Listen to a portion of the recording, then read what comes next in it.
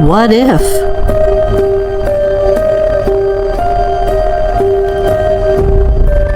You woke up tomorrow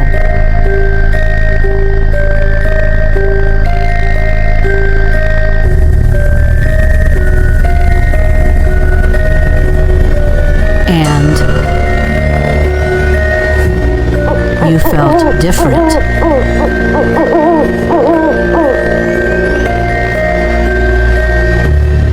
What if?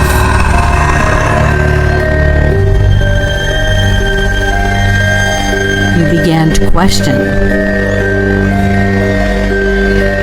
what others haven't noticed. What if?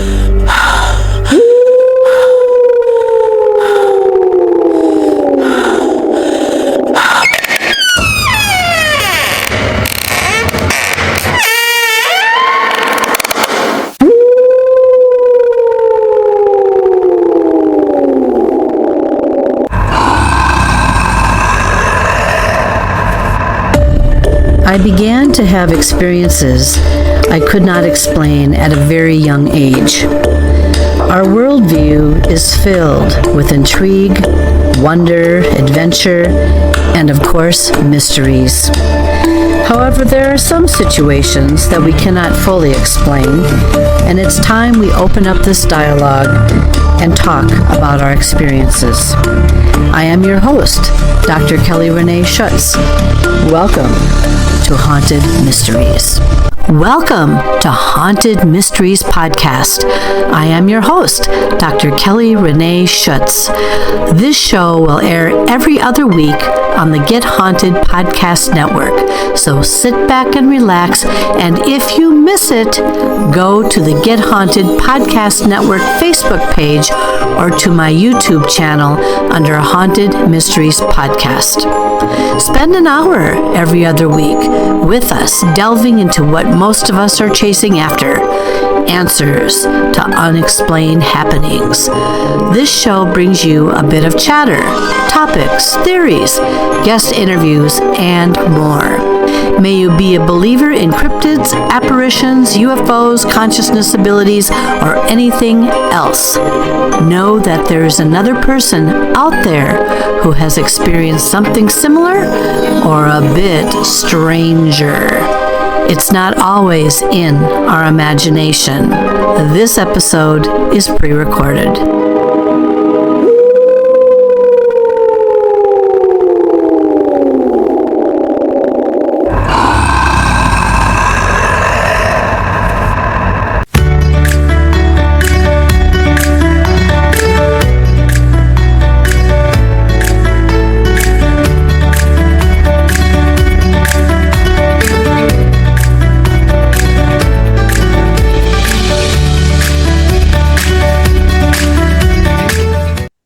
Good evening, everyone, and thanks again for joining me for yet another episode of Haunted Mysteries Podcast. My name is Dr. Kelly Renee Schutz. I am the host and the producer of this show.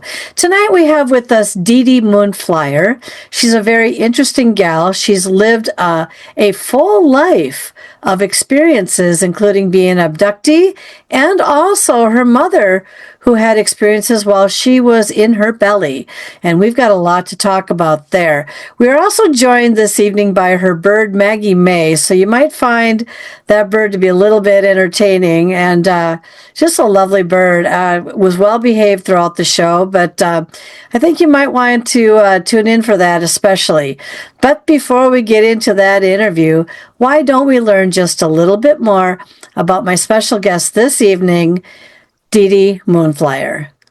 My guest this evening is Dee Dee Moonflyer. Dee Dee began her podcasting journey after retiring from her dance career, co-founding the Twilight Tonic Paranormal podcast with her husband, Andrew Miller. The podcast was born not only out of Dee Dee's passion for the paranormal, but also her desire to explore and understand her own experiences.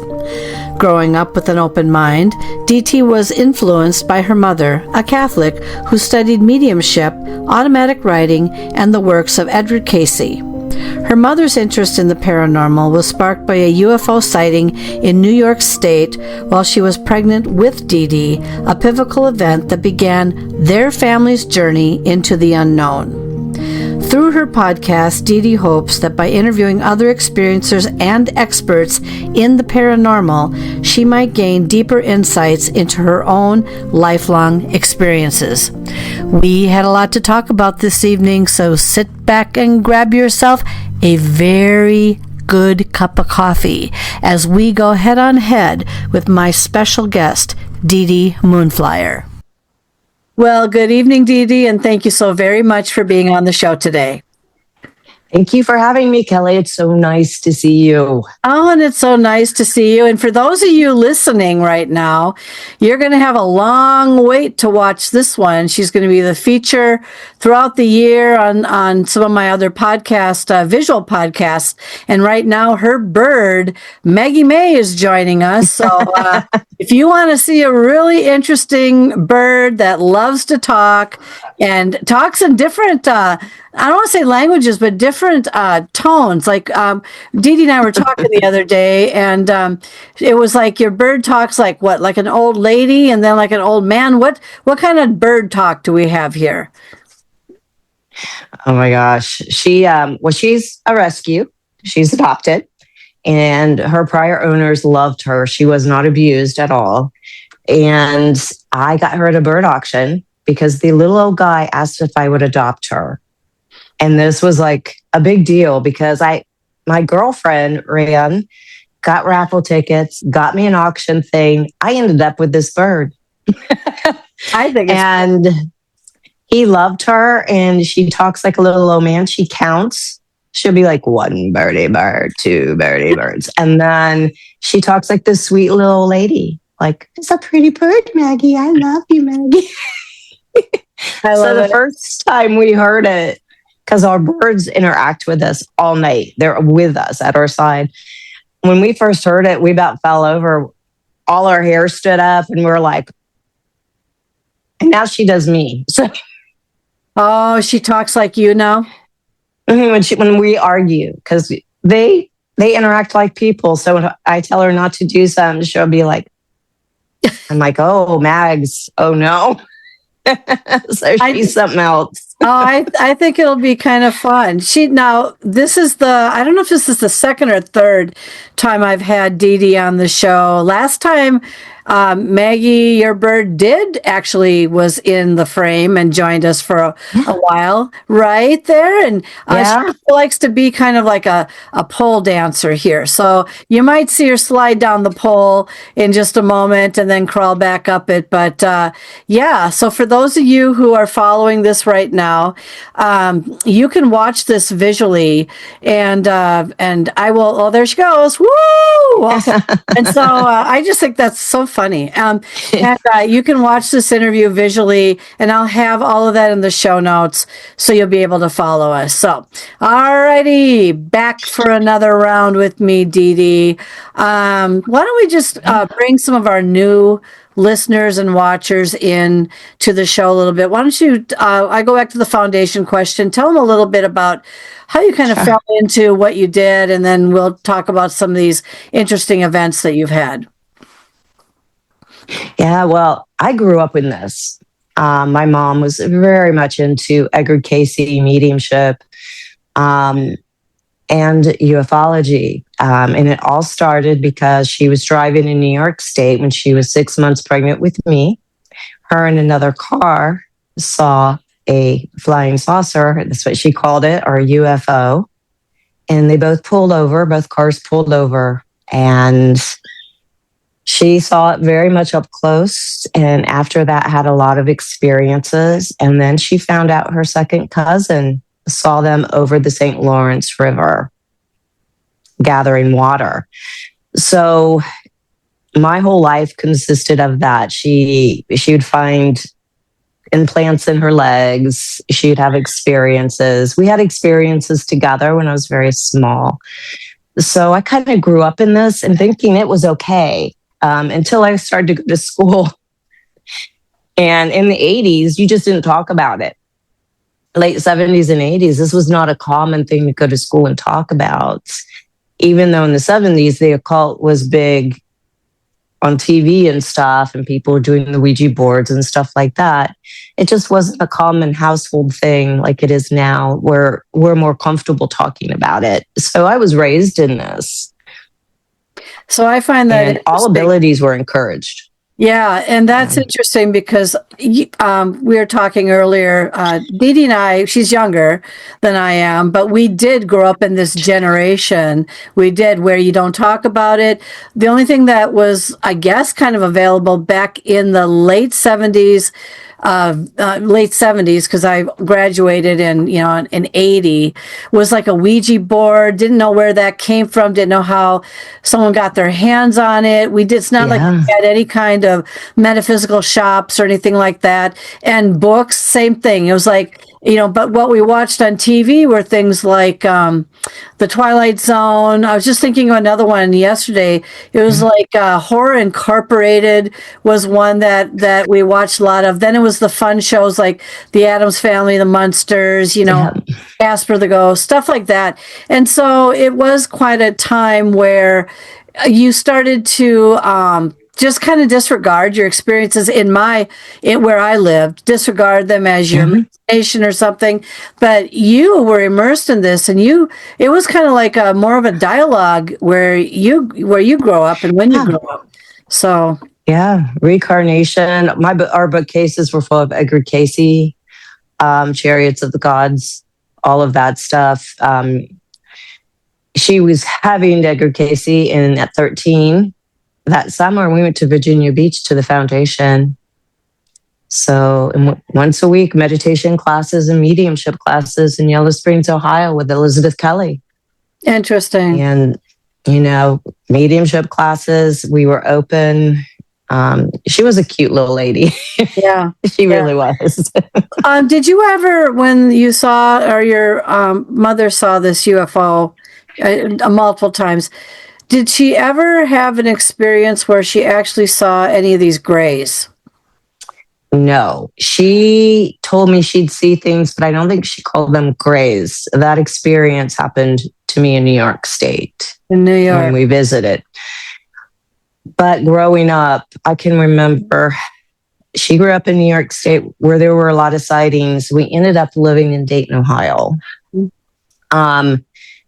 In Wadsworth, Ohio, the year of the Xenia tornado, I can't think what year it was, 77, 70, 75 maybe, or earlier. I'll have to look that up. I remember having an experience together, which kind of changed my mind even as a little kid, because prior to that, they always came to me puppet-like. I thought they were puppets in the window. This time they came in with lights. And the weird part about that is I can remember that night because I was having such a good time with my mom. I got to help do dishes. And, when you're in preschool, that's a big deal. And I got to stay up late and we'd watch movies and I was all excited. And all of a sudden, the lights in the house went out and these bright lights were in our windows. And it lasted for about 10 minutes. And I remember because she grabbed me and we hid underneath the windowsill. There was a weird feeling to it. And as a kid, I was scared. I think my mom was very frightened.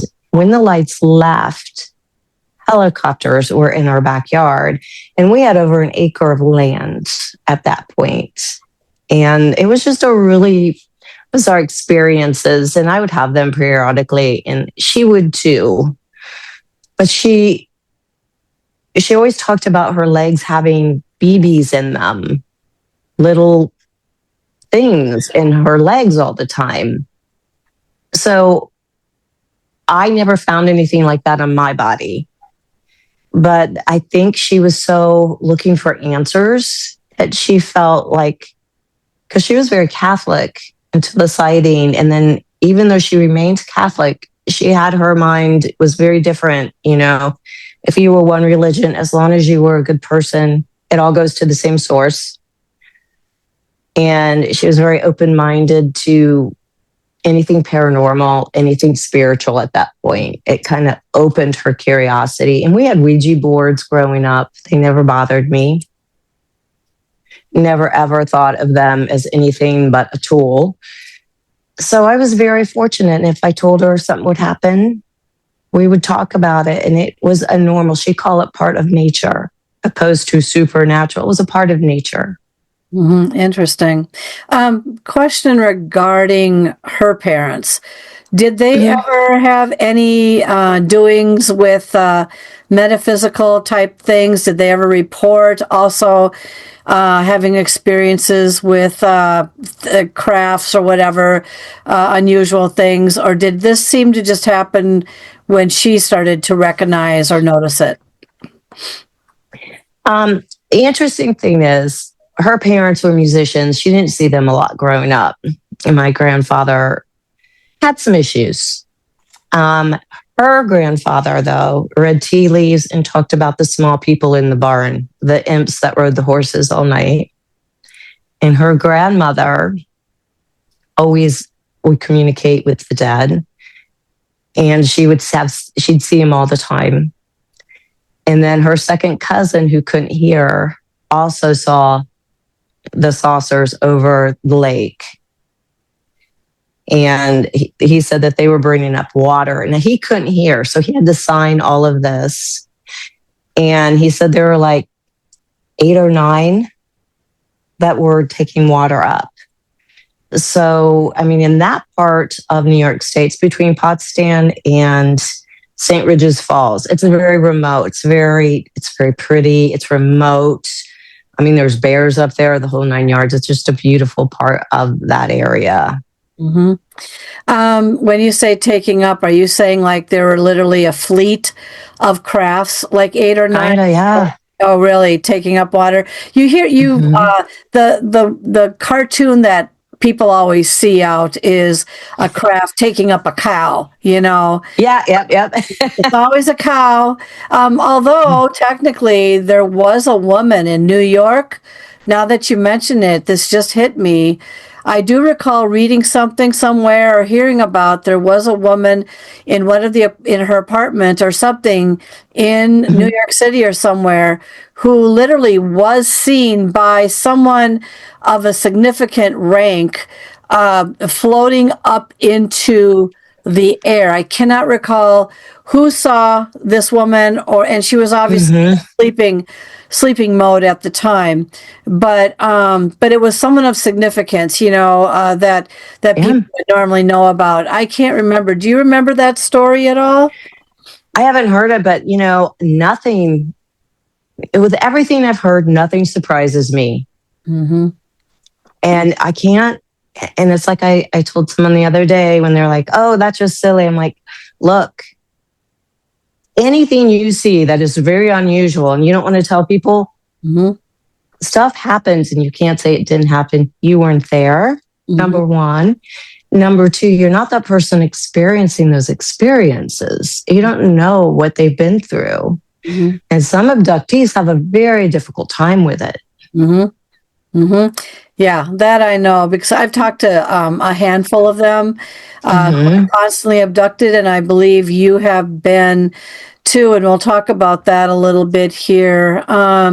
So what's it like for you? Because those that I've talked with, some of them are very angry that they know they know they keep getting brought up or taken all the time. Some of them are in children hybrid programs, for God's sakes, and they, you know, and just and when you hear of this stuff, it's just absolutely like hard to imagine or believe. But I did talk to, there was quite a few that I've talked with, but one in particular who was just outraged and just like PSTD, just a nervous wreck all the time because she's like, she knew they were when they were coming in to get her, and then, you know, and what they're doing with her and all this stuff. So this stuff can be real, even though it's not happening to you, you know, the watcher, the listener right now. It may not be happening, or it might be happening. DeeDee, tell a little bit about what you go through. Well, it's really interesting. Mine didn't start out scary at all. I was a little girl when Sesame Street came out, a little one. It was before my brother was born. And I remember having to take a nap. And it was so silly because my mom bought an easel. I was so excited because I loved to draw when I was little. Mm-hmm. And especially being dyslexic, that was a way I could express myself with was art and dance. Mm-hmm. So I was really excited, but I had to take a nap beforehand. And I was so angry. And I can remember sitting on the bed. I was really upset. And all of a sudden, there were these 3 beings. I called them puppets in the window. Mm-hmm. And I was amazed. I was a little girl and I'm like, this is a second story. How are you up here? I kept asking that. And, when I look back at it, it wasn't a dream. I remember being awake and it significantly changed my life quite a bit. Mm-hmm. And I remember them showing me weather patterns, thunderclouds, storms, things like that. But my concern was how they got up there. Mm-hmm. And in a way, it was fun when I was a kid because when they would show up, I was always in the window and I trusted these puppets. Mm-hmm. And it was always mathematical equations and star constellations, weather patterns. But I also remember being very frightened as a child. Growing up, my mom was Catholic. We had to go to church still, even with her beliefs. I remember talking to things I thought might have been Mary or something, voices and stuff. And I often wondered if it wasn't the visitors telling me it's going to be okay, but I had a fear of the dark, particularly.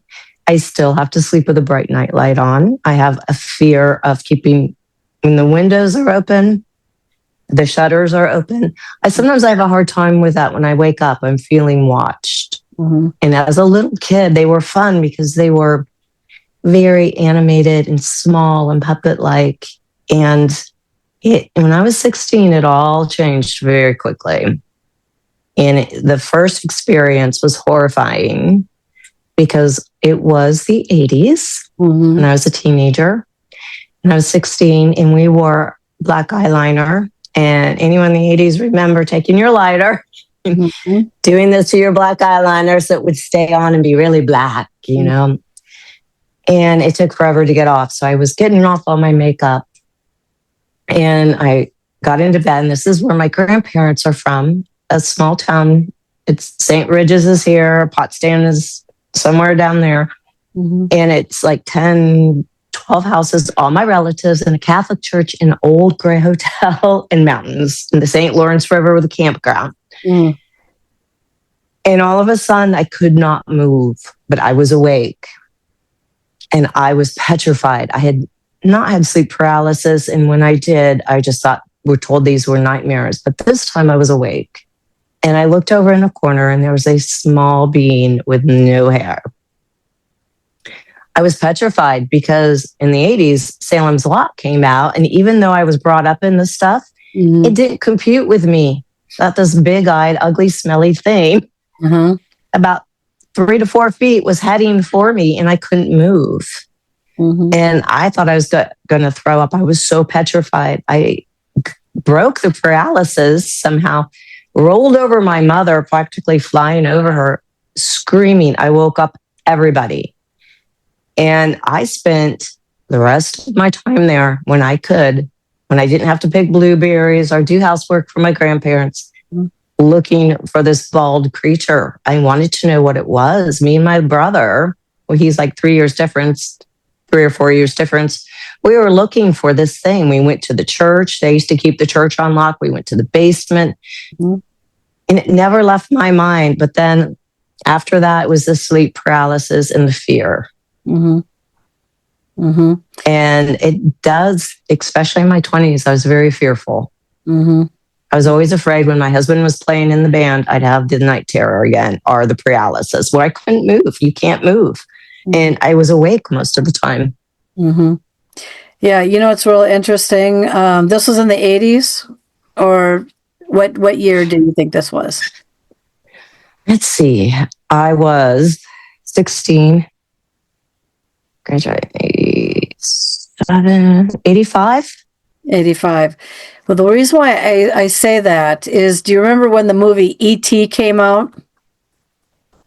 So, oh my gosh, yeah. So, the thing is I didn't think about it back then because most of us never thought about it like that back then.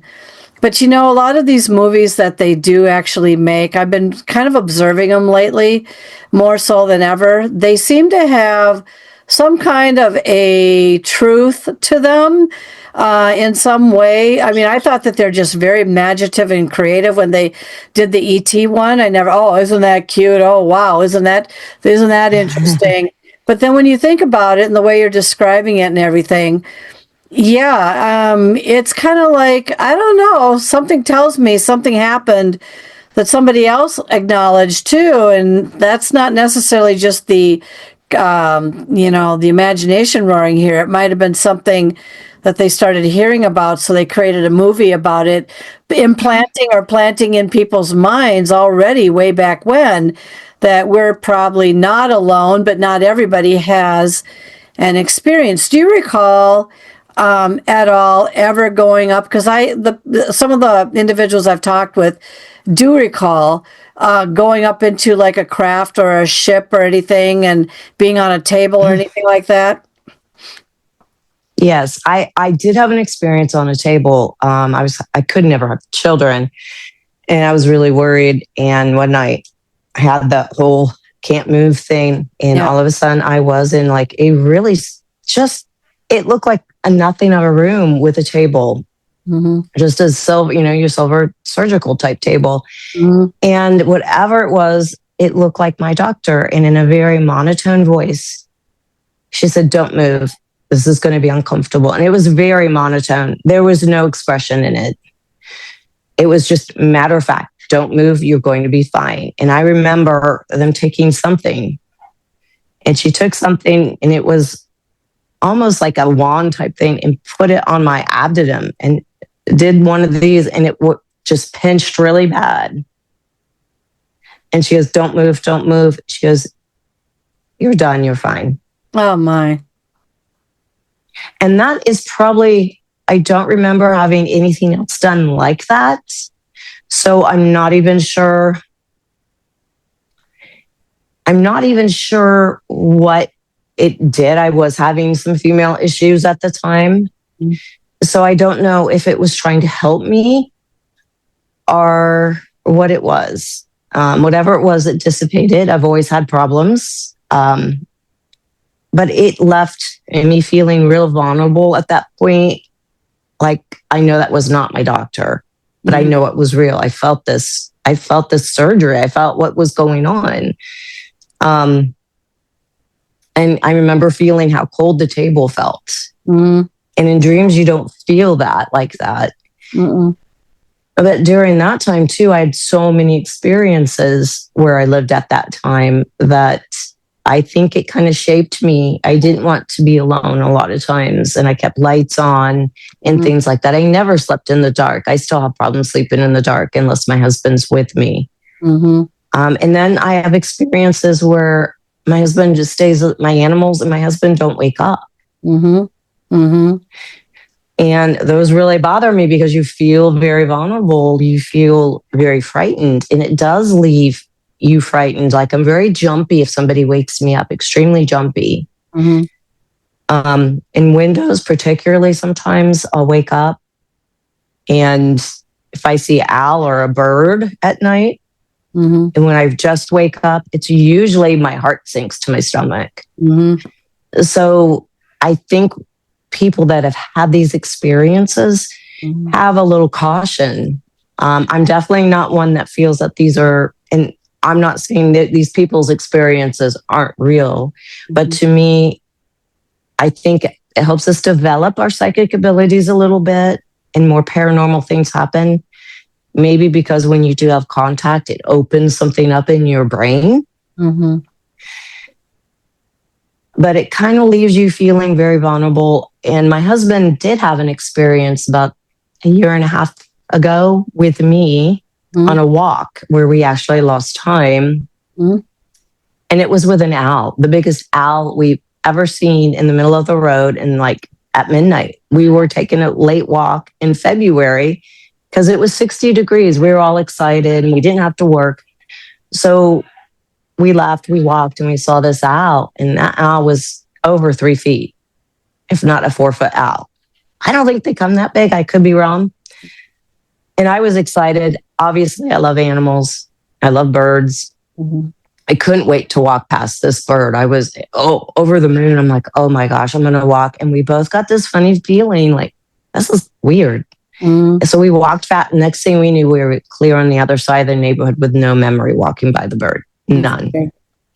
Mm. And my husband didn't talk about it till like a week later. He goes, that's really weird. Do you remember walking past the bird? And I'm like, no. He goes, no, this is weird. He goes, I don't remember even walking to the other side of the neighborhood. We were on the other side before and then he stopped. He goes, that's just weird. And I'm like, no, that's not weird. Did the area that you walked in, you just can't go to some place and go, yeah, I noticed that you have cameras up in this neighborhood or whatever. Do you ever watch the footage of something really kind of odd? Have you heard reports of large owls being in that kind of thing? Yeah, I know. They think that you're like utterly goofy. But the thing is that some of these places do have cameras on some of these streets that we are not aware of for security reasons, or not even security, just to see what's going on, right?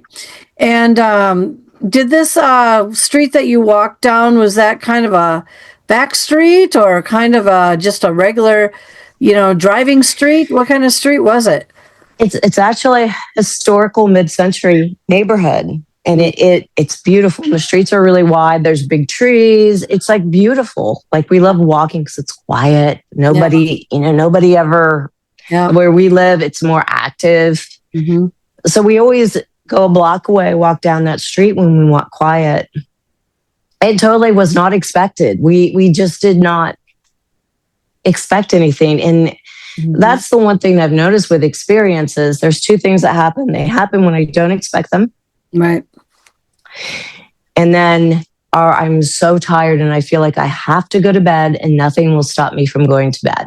Mm-hmm. It's a pull to sleep. It's a pull to go to bed. Mm-hmm. And the feeling of being watched prior. Mm-hmm. Those are kind of my little alarms that I'm either going to have a dream or an experience. Mm-hmm. A lot of my experiences happen at night. Do you know when the last one was that you had? With the alien? Anything recent? Oh, gosh. Yeah. I have dreams of people that have passed a lot or before they pass. And my mom, she died in 2019. And I wanted to hear from her and she hasn't done anything. So I kept calling her a little stinker. And she was really funny because she was told me she'd come back and nothing. Mm-hmm. So I kind of get into this dream state. And I've always done this as a kid where it feels very different than a dream. It feels like actual contact with somebody who's passed. You're talking to them. Your body feels different. You have conversations with them in your head and to them. Mm-hmm. And I dreamt I was in this room. And there was a phone from the 70s, the yellow phone from the 70s that we all had at some point. And it rang. And I picked it up and I hear, Nisi, never be afraid to die. It's amazing here. It's awesome. Click. Oh, geez. I'm like, wait a minute. I have more questions. So you're just going to call and hang up and tell me it's amazing. Don't be afraid. You're going to be fine. Mm-hmm. I'm like, more like sorry I haven't gotten to you sooner, but I'm really busy right now enjoying myself. So, yes. I've heard of that. I have heard that there's been many people that have wanted to have contact. There are people that have been promised contact from individuals that pass away. I will contact you. And then they never hear anything from them. And then they start to have their doubts about whether or not there is a afterlife or the ability to contact someone after that. But And my brother, now he was a different story. I had an older brother and I was warned that he was going to pass and I wasn't paying attention because I was so busy with my dance life, right? And my house, we'd hear people coming up the steps. The garage door would open at 3. The doorbell would ring at noon. I was like, this is driving me crazy. Who's in this house? Yeah. And I wasn't listening. I was preoccupied, and my brother passed. And we were close. I've always been close to my siblings, particularly. And about 3 days after he passed, I had a dream that me and my father, who had not passed, were walking at night in windy weather, and we were discussing the afterlife. Well, that dream didn't stop. Then it was just me and Dennis, and it went on for, I'd say, good 3 to 5 weeks. Same dream. And then one night he turned around and we were having this conversation. He goes, you want to feel what it feels like when I died? And I said, yes.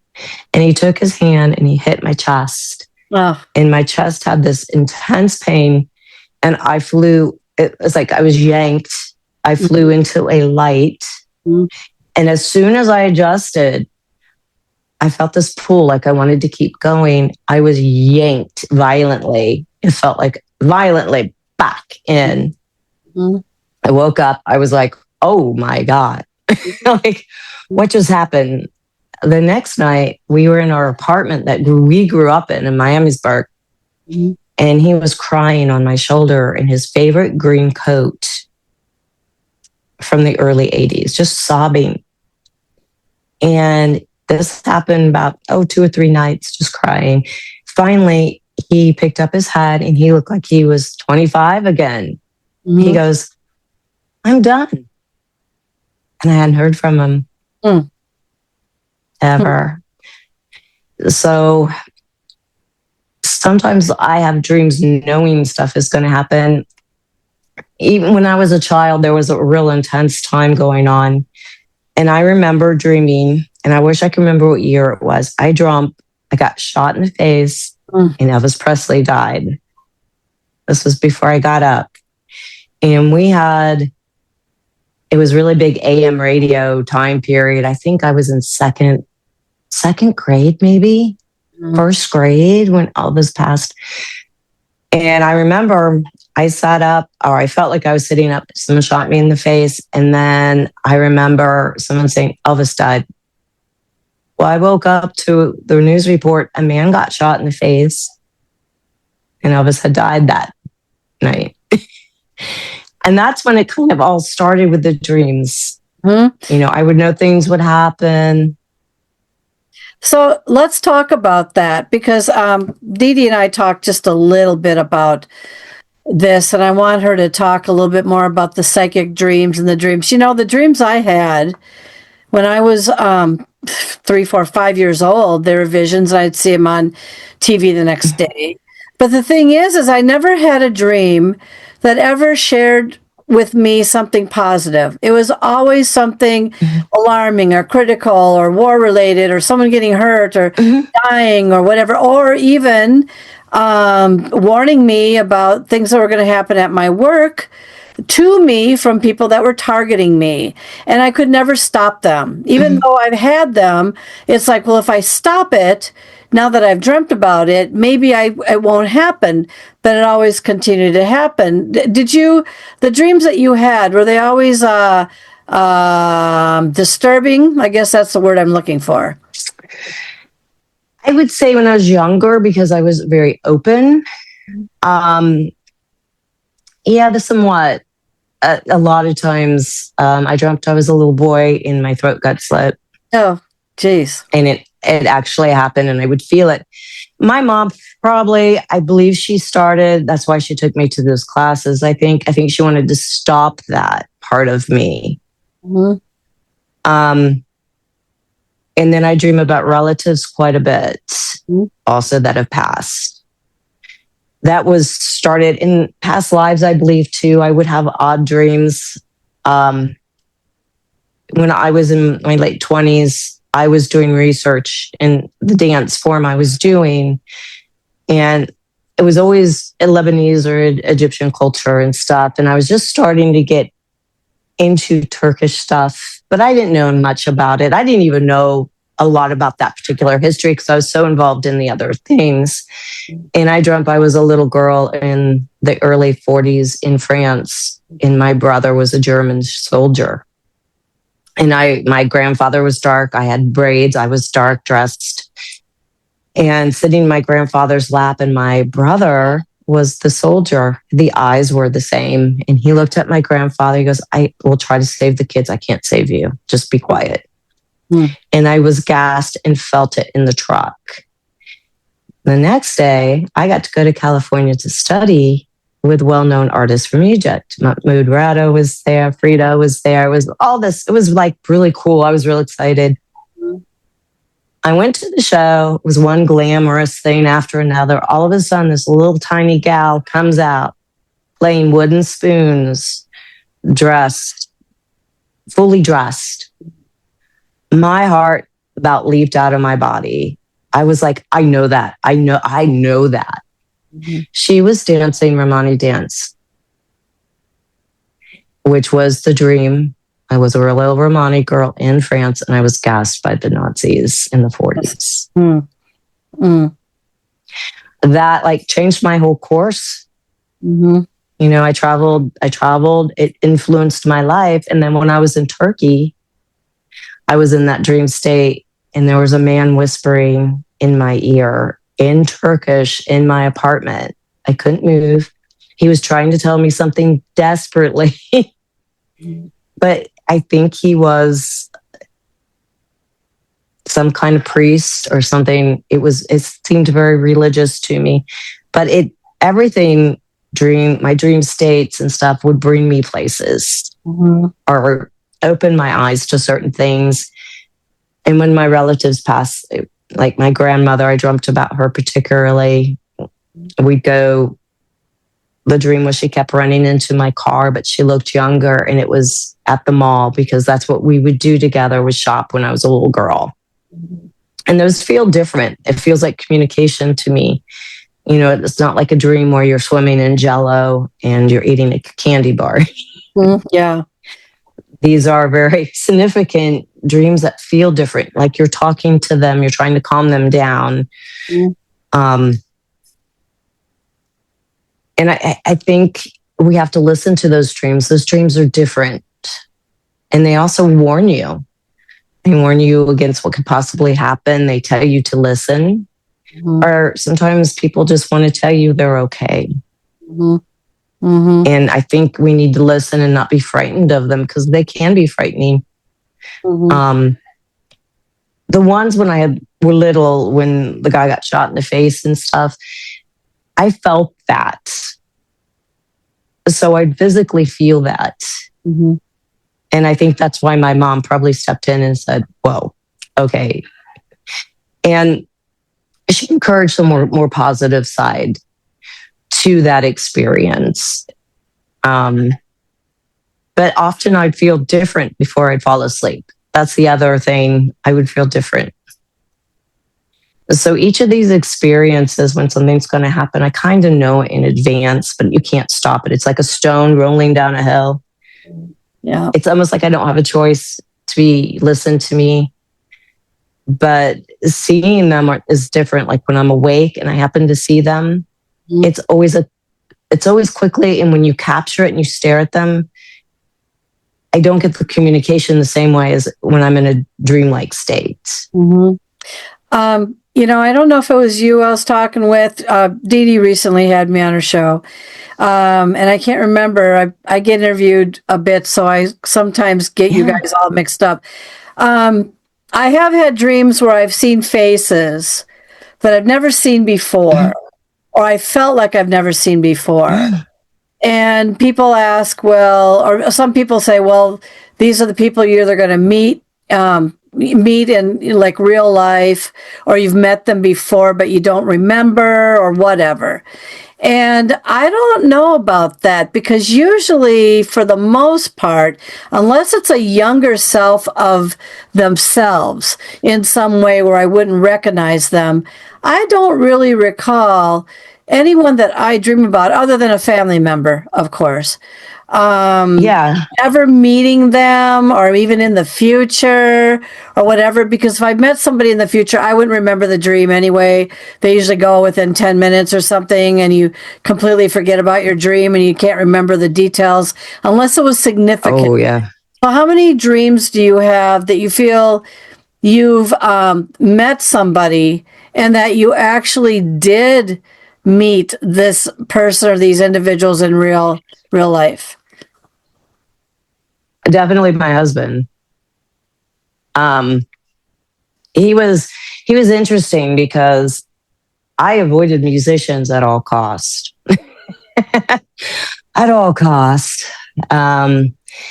It was interesting because before I met him, I dreamt about a man like him, but I didn't see his face. I only saw his back. Mm-hmm. But the other interesting thing is, a few months before we actually met, I dated a guy for a brief time that had the last name Miller. And we went to a party and we had to fill out a card. He goes, "Oh, make sure you use my last name so we can get in." And it was at Antioch College in Yellow Springs. I'm like, okay. So I kept the card for some reason. It says Denise Miller on it. That's my real name.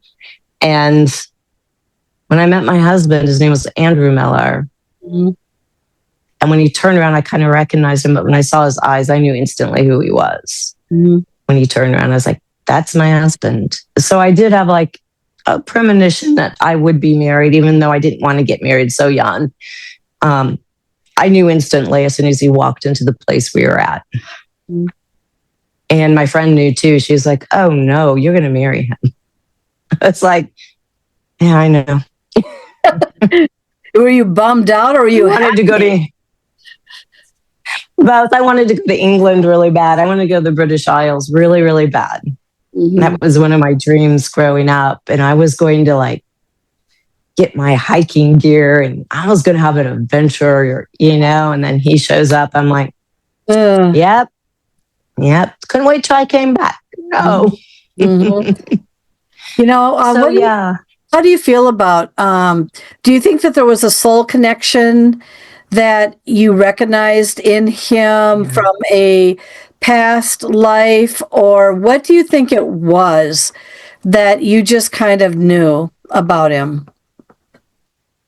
Oh, as soon as I locked eyes with him, I knew.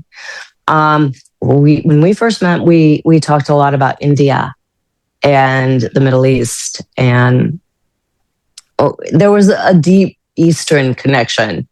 Now, my husband he has a lovely family. He's adopted. And I know he's got a mentoring background, but he never looked into it. So I wonder if it was, because I believe my lifetimes have been all through the Middle East and India. I really believe I had very rough lifetimes there.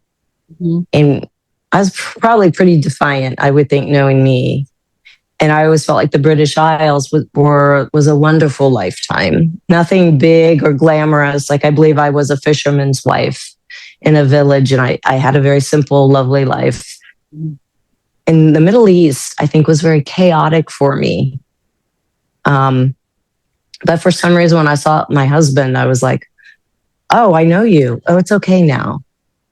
And with several people I've been involved with, I think we have like a soul group that we come back with and we recognize and that we feel comfortable around. And I think that's really important to recognize.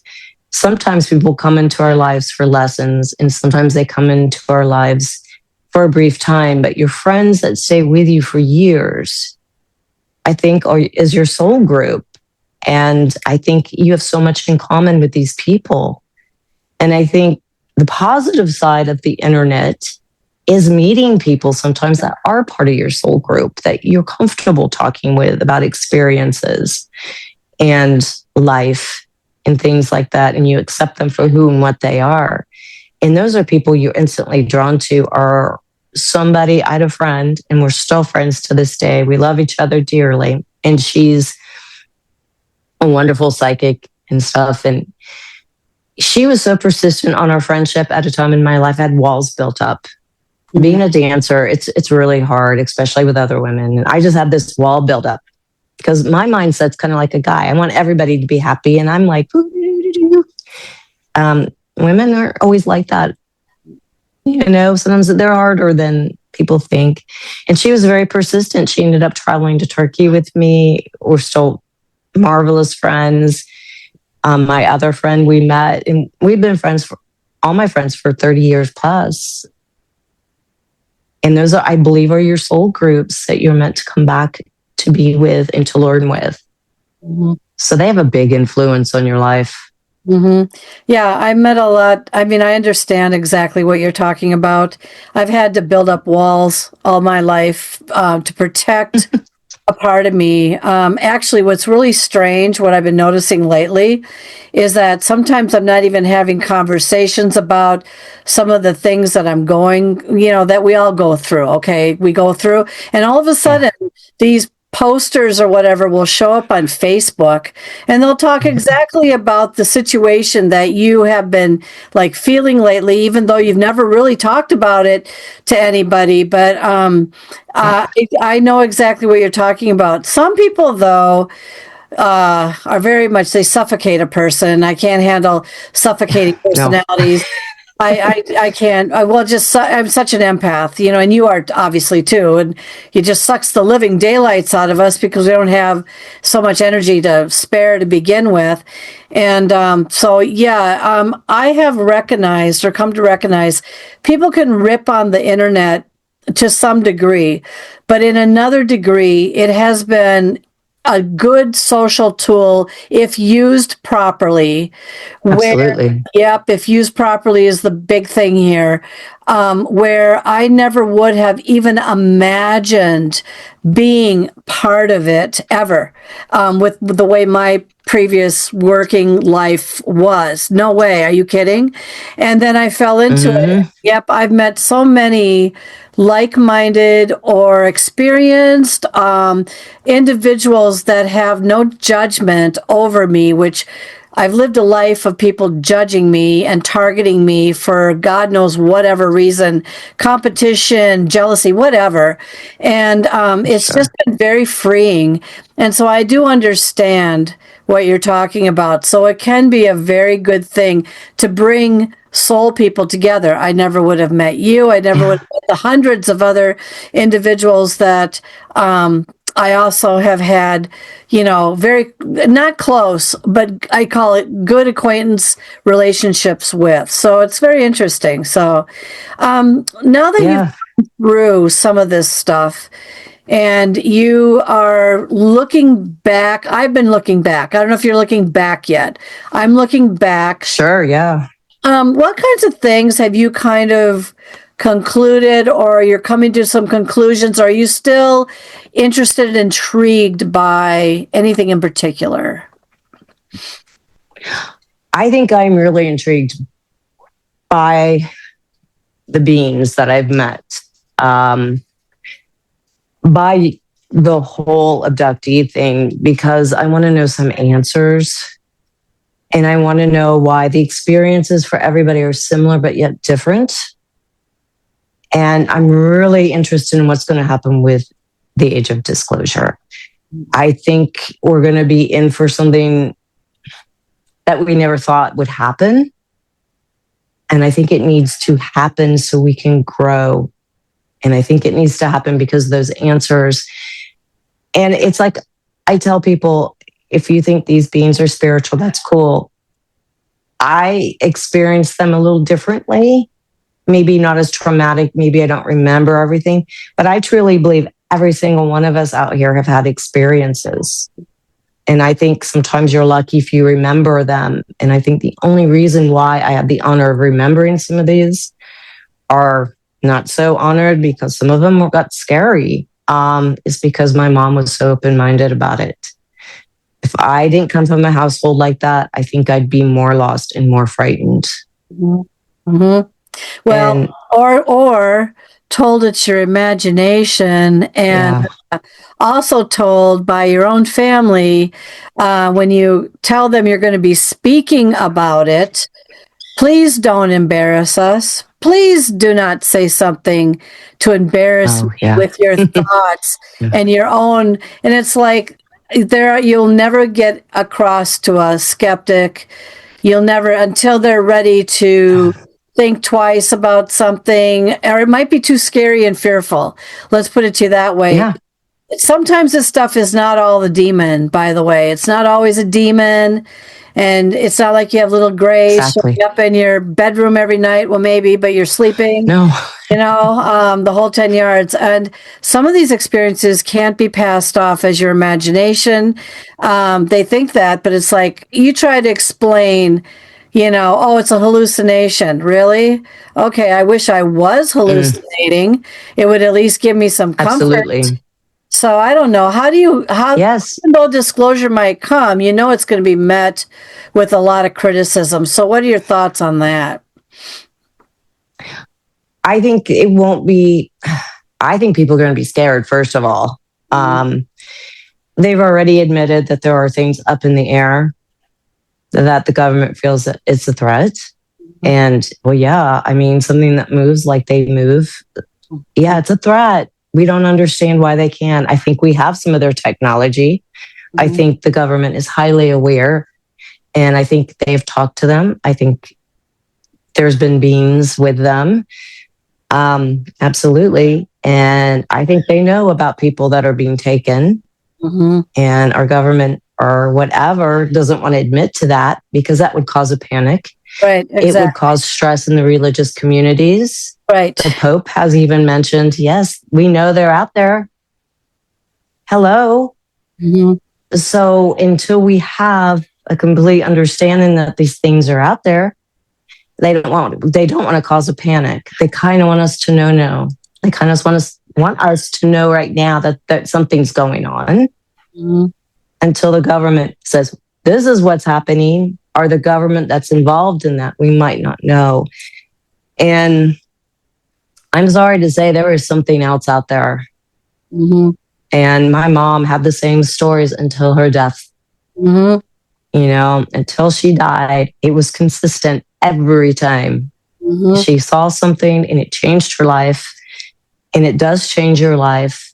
And the government knows this, but they don't want to cause chaos, especially in the religious communities. Right. And not only that, when I was at a conference a couple of years ago, and this UFOs were brought up as part of the talk with somebody, an expert.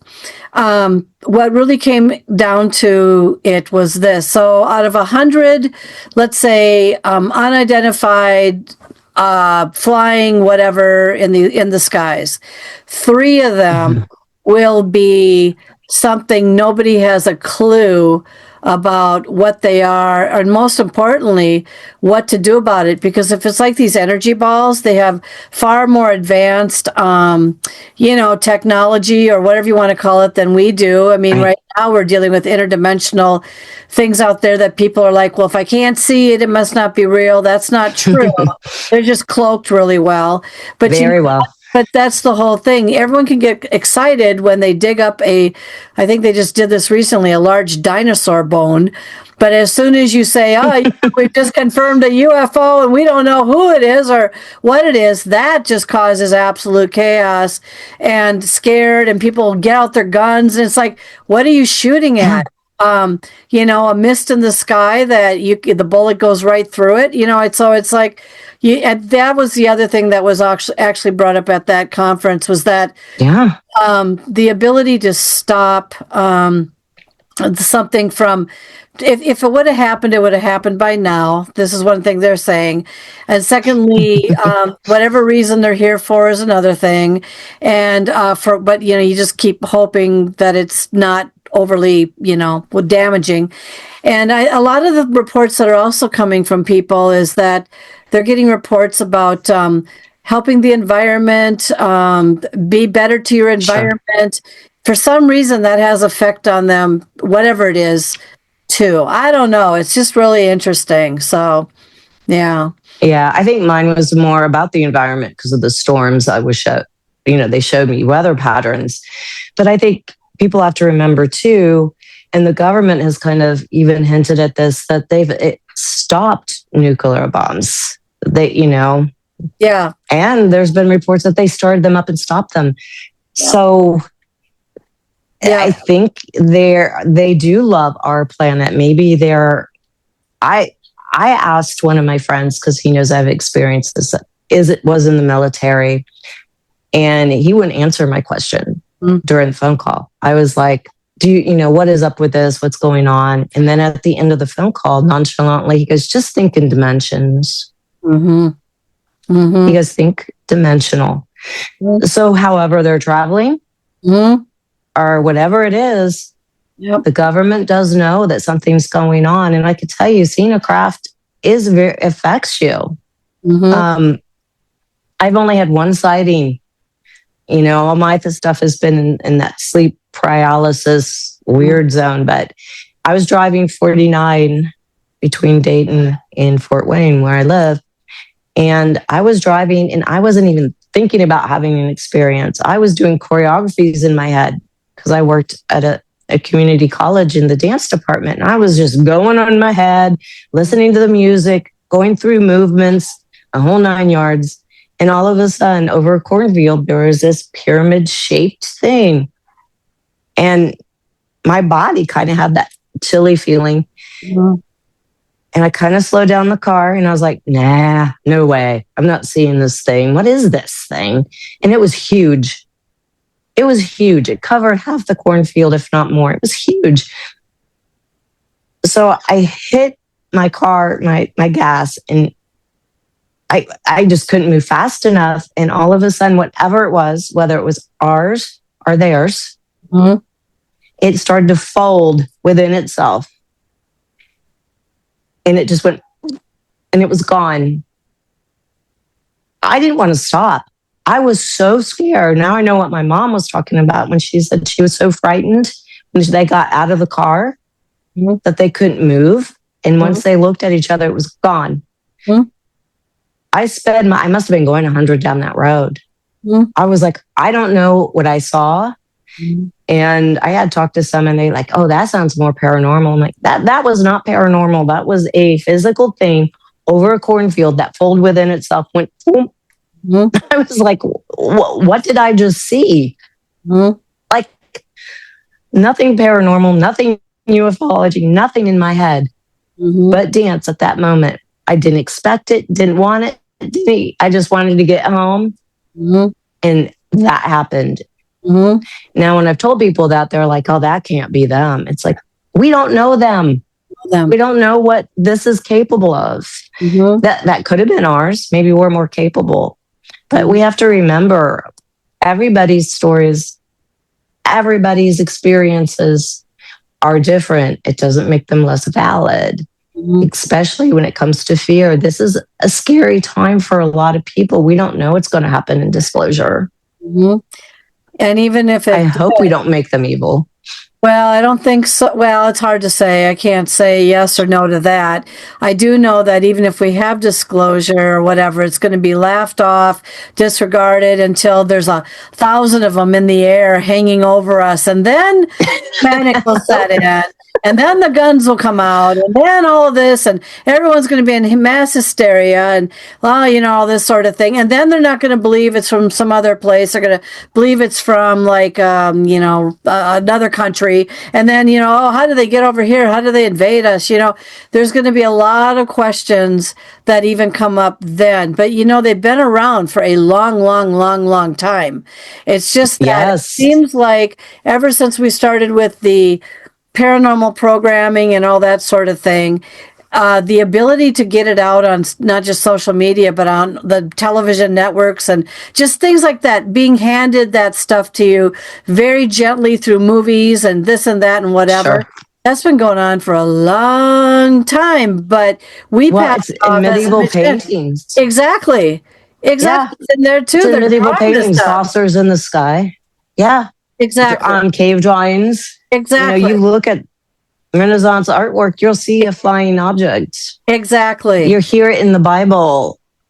The Vatican has information on that. As from my understanding, the Pope knows they exist. That there's something out there. And the reason why they don't really go out there with this is they don't want to cause mass hysteria. Do you remember the radio show War of the Worlds? War of the Yeah, I was Worlds, about a to long say time that. ago? Yes, a long time ago. People actually believed there was things going on because the radio show was produced so well that it scared the living you-know-what out of people. And there was actually people that were committing suicide because they didn't want to get killed because of what was happening out there and all this. They really thought Yes. the world was ending. So that's part of it. A lot of it is to keep people calm and to try to, in a certain way too, what are we going to do against something that's far more advanced than what we may not have the technology or the know-how on how to handle it?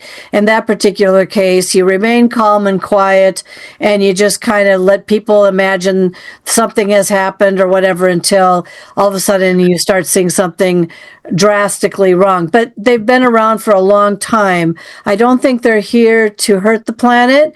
I don't know what no. wake up calls. Yes, I heard about the nuclear stuff starting, ending. Yes, I heard about that.